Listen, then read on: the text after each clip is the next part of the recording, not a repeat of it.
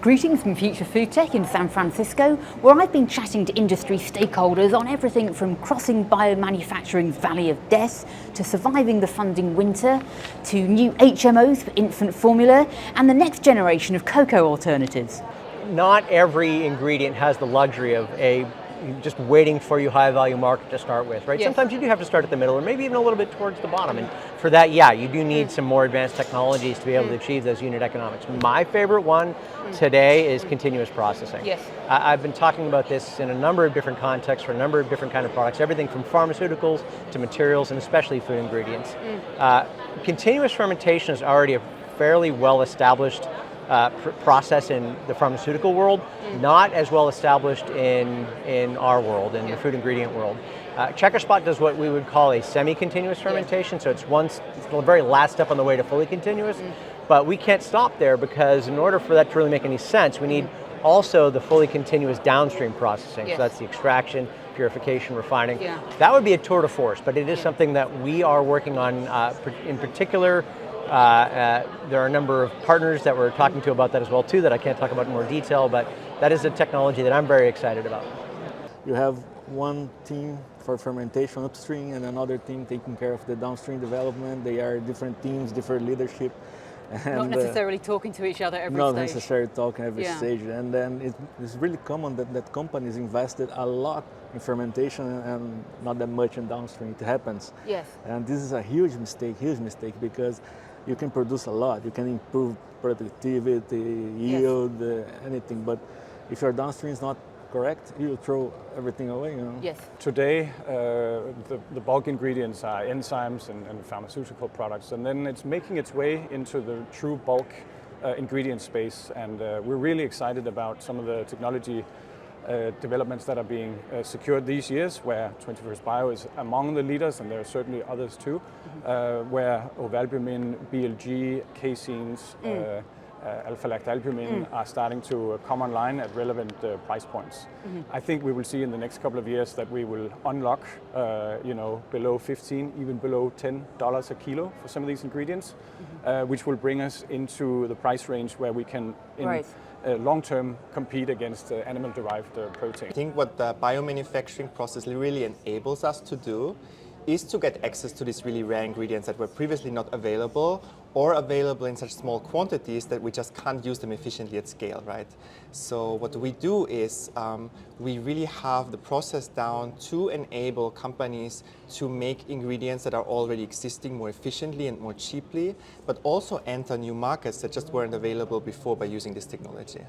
I believe that the high-value ingredients, high-margin ingredients are where fermentation is going to be successful first, and then we will continue to lower type of proteins, etc., that eventually will be cost competitive, but I think we are not there yet.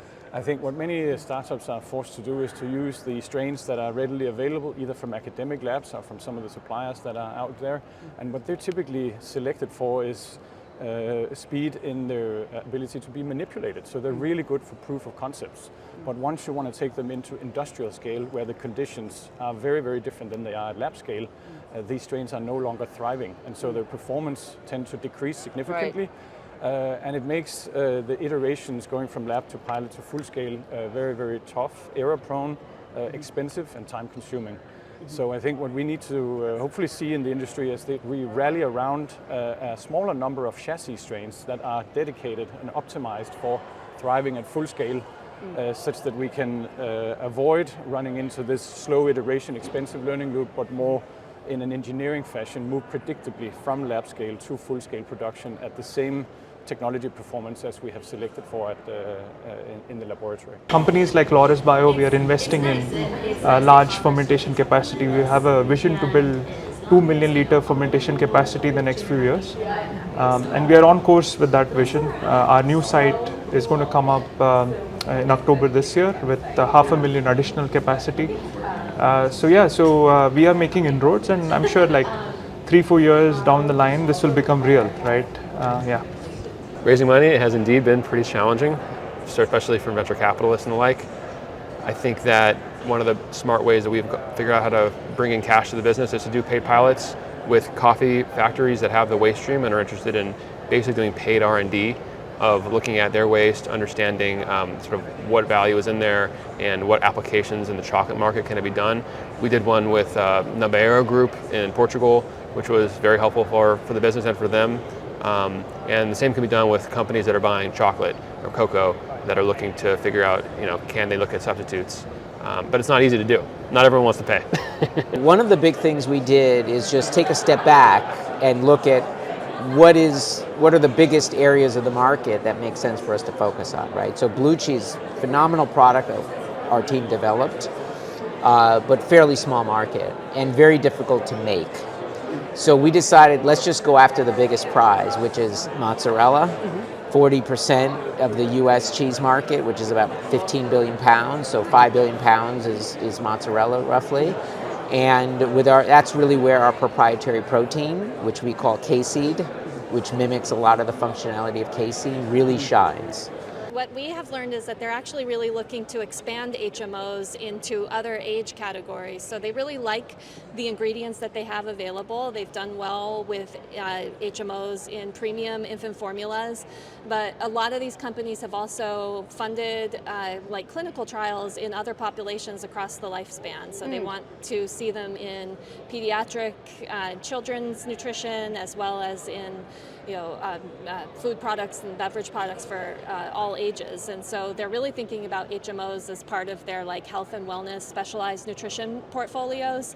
They're also really frustrated with the high costs of HMO ingredients and have had a hard time justifying extending the molecules into those applications. So we're getting a lot of positive response to the possibility of a more affordable and accessible cost for those buyers. So Doganon, we're focused on epigenetic regulation of basically the lactation process in cows. So what we're doing is at the actual cow, think of genes and DNA as hardware and epigenetics as the operating system. And what we're doing is we're basically placing an upgrade to the operating system at the cow. So we're not changing any of the entire infrastructure of supply chain, but increasing the amount of proteins like lactoferrin that are produced in cow's milk to, let's say, 20x of what it is today.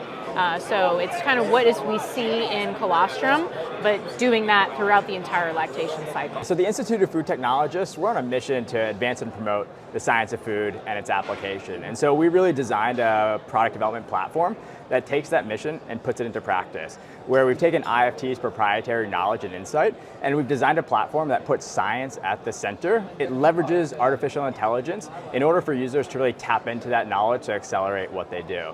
IFT is a proprietary data set that we've been acquiring over 85 years since our conception, really, back in the day.